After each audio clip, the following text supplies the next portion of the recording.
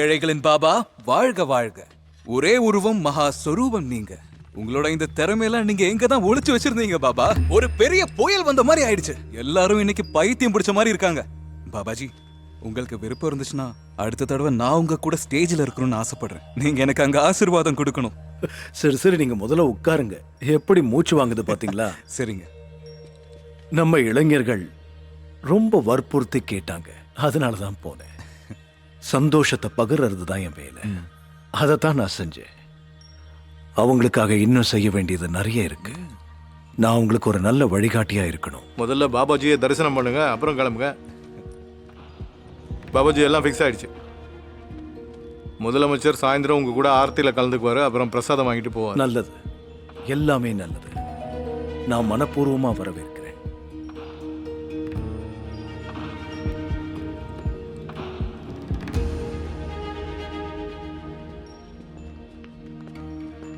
பாபாஜி, முதலமைச்சர் எதுக்கு ஆரத்தியில கலந்துக்கிறாரு?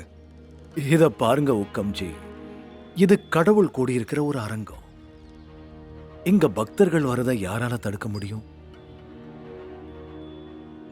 பாபாஜி, ஆனா அவர் ஆரத்தியில கலந்துக்கிறாருன்னா கலந்துக்கிட்ட ஒன்றும் பிரச்சனை இல்லை. இருந்தாலும் தேர்தல்ல உங்களோட ஆசீர்வாதம் எனக்கு மட்டும்தானே இருக்க போகுது. அது மட்டும் இல்ல, நீங்க எனக்கு வாக்குறுதியும் கொடுத்துருக்கீங்க. தேவையில்லாம கவலை வேண்டாம். பேசி முடிச்சிட்டோம்னா முடிஞ்சது. அதுல எந்த விதமான மாற்றமும் இருக்காது. பிரசாதம் வாங்கிக்கிட்டு போங்க.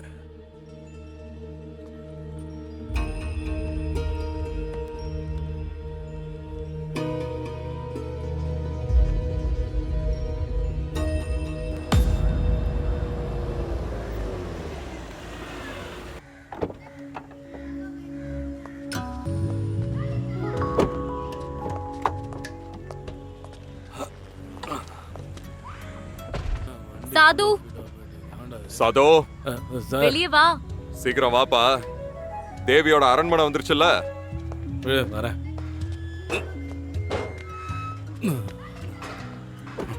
மம்மி, அவங்க உங்களை பார்க்கணும்னு சொன்னாங்க. தெரியாதுல்ல நீங்க எவ்வளவு நாள் அண்டர் கவர்ல இருப்பீங்கன்னு. இன்னைக்கு உனக்கு டோஸ் அதிகமாயிடுச்சு போல. வணக்கம் அண்ணி. இன்னைக்கு நீ அன்னிக்கிட்ட மாட்டினாடா.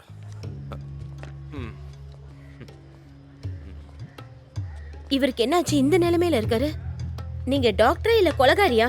அட, ஏன் புருஷன் தான் கிடைச்சாரா உங்களுக்கு? அவர் பாட்டுக்கு ஒழுங்கா வேலை செஞ்சுட்டு இருந்தாரு. அடேங்க வாயமுரு. அச்சோ, நீங்க கடவுள் இல்ல. என்ன என்ன பண்ணிட்டு இருக்கீங்க நீங்க?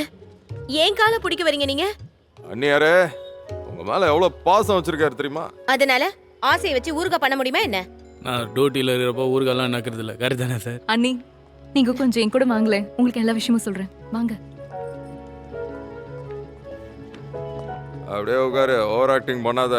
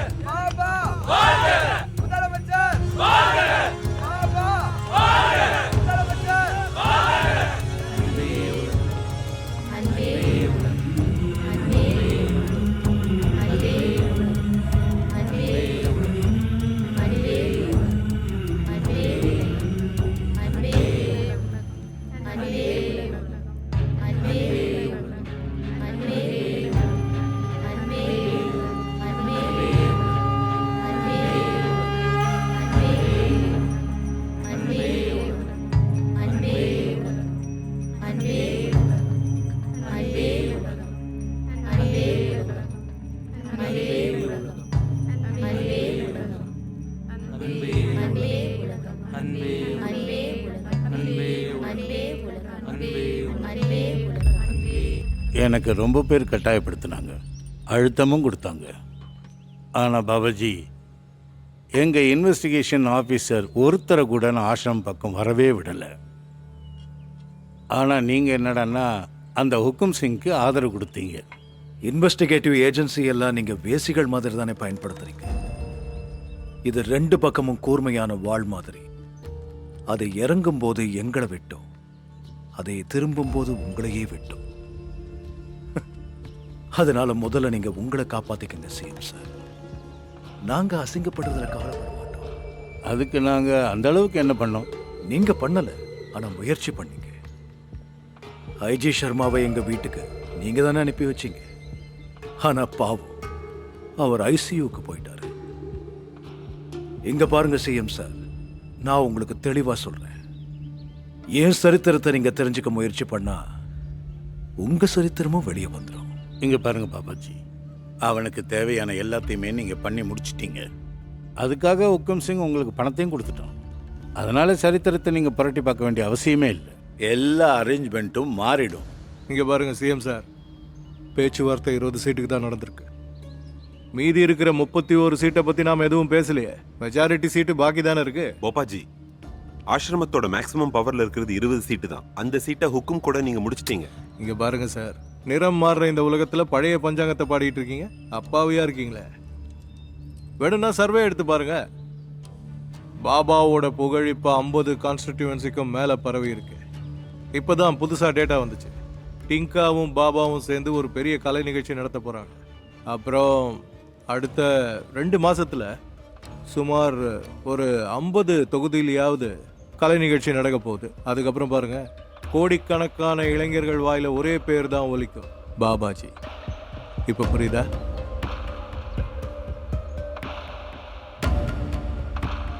லட்டு சாப்பிடுங்க.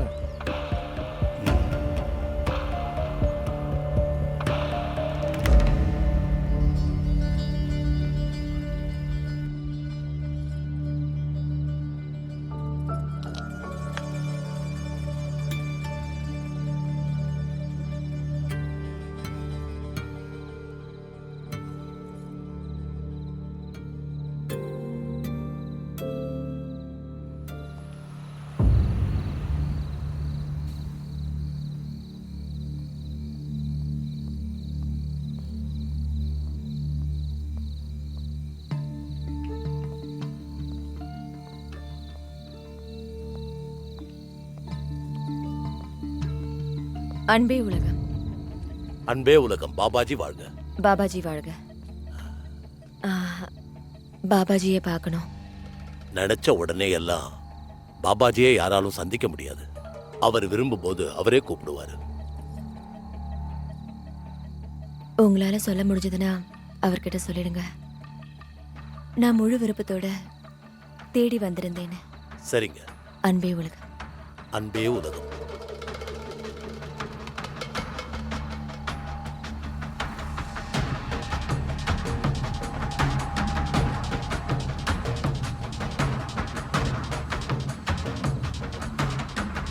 நாங்கள் புதுசாக அரசாங்கம் உருவாக்க வேண்டியது உங்கள் கையில் தான் இருக்குது. அவ்வளோதான், வேற எதுவும் வேண்டாம்.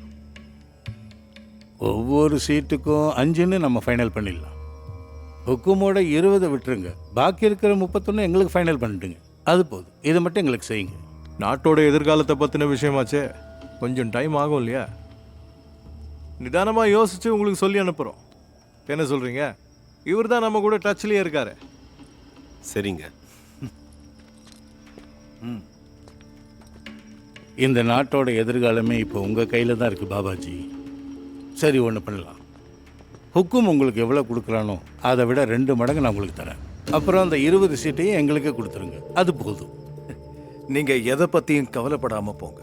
எல்லாம் நல்லபடியா நடக்கும். இறைவன் குடியிருக்கிற அரங்கம் இது. யாரையும் வெறுங்கையோட அனுப்ப மாட்டேன். அன்பே உலகம். அன்பே உலகம். போயிட்டு வர.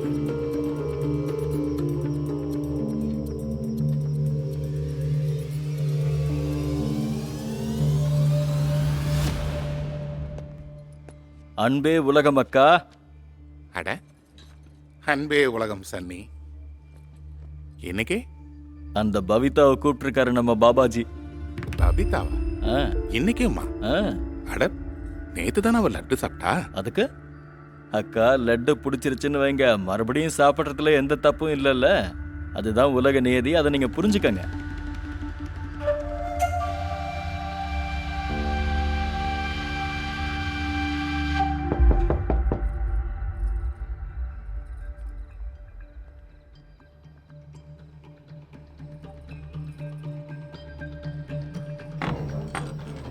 அன்பே உலகம். அன்பே உலகம். பாபாஜிக்கு எல்லா விஷயமும் தெரியும். அவரை நீங்க சந்திக்கணும்னு ஆசைப்பட்டீங்கல்ல, ஆமா, அதனால உங்களை பாபாஜி 1/2 மணி நேரத்துல அங்க வர சொல்லியிருக்காரு. ரொம்ப நன்றி. நான் கண்டிப்பா வரேன். பாபாஜி கண்டிப்பா உங்களை சந்திப்பாரு. நன்றி. அன்பே உலகம். அன்பே உலகம்.